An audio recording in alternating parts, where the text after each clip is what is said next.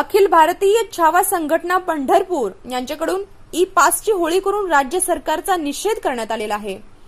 महाराष्ट्र राज्य सरकारने एसटी महामंडळाची बस विना पास राज्यभरातून प्रवास करण्यासाठी सुरू केली आहे व खासगी वाहनधारकांवर ई पासची सक्ती आणून त्यांच्यावर उपासमारीची वेळ आणली आहे।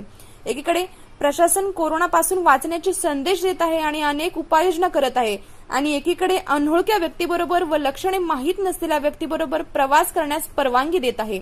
लॉकडाऊनमुळे 4 महिने घरातच राहणाऱ्या सदस्यांबरोबर प्रवास करण्यास बंधने घालत आहे आणि एकीकडे सरकार आपला महसूल तिजोरी भरण्यासाठी जनतेचा जीव धोक्यात घालत आहे आणि एकीकडे गोरगरिबांना करून खाण्यासाठी बंधने आणून त्यांच्यावर आत्महत्या करण्याची वेळ आणत आहे। बँक व फायनान्सवाले आज गाडीचा व्यवसाय करून खाण्यावर तगादा लावून त्यांच्या गाड्या ओढून नेत आहेत। अशा गोरगरीब वाहनधारकांनी जगावे की मरावे हा प्रश्न सर्वांसमोर असताना या राज्य सरकारने याचे उत्तर द्यावे। आज अखिल भारतीय छावा संघटनेकडून या सरकारचा ई पास जाळून निषेध करण्यात आलेला आहे। जर यापुढे खासगी वाहनावरील ई पास त्वरित बंद न झाल्यास यापेक्षाही रस्त्यावर उतरून तीव्र असे आंदोलन करण्यात येईल असा इशाराही देण्यात आला। यावेळी खासगी वाहनधारक, चालक, मालक व अखिल भारतीय छावा संघटनेचे पदाधिकारी व कार्यकर्ते उपस्थित होते। कुटुंबात एकाच व्यक्तीबरोबर कुटुंबाबरोबर राहणाऱ्या व्यक्तीबरोबर प्रवास करून देत नाही, त्याला जाचकाठी लावत आहे सरकार।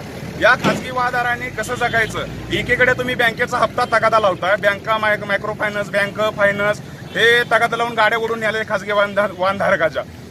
अशातच ही सरकार या गोरगरीब जनतेला उपासमारीची वेळ आणत आहे आणि आपलं तिजोरी भरण्याचा प्रयत्न करायचा। अशा सरकारचा त्वरित जर ई पास, आता ही ई पास जाळलेला आहे, याच्या पुढे जर ई पास रद्द नाही केला तर ह्याच्यापेक्षाही रस्त्यावर उतरून तीव्र आंदोलन करेल असं अखिल भारतीय छावा संघटनेतर्फे या सरकारला चॅलेंज करत आहे।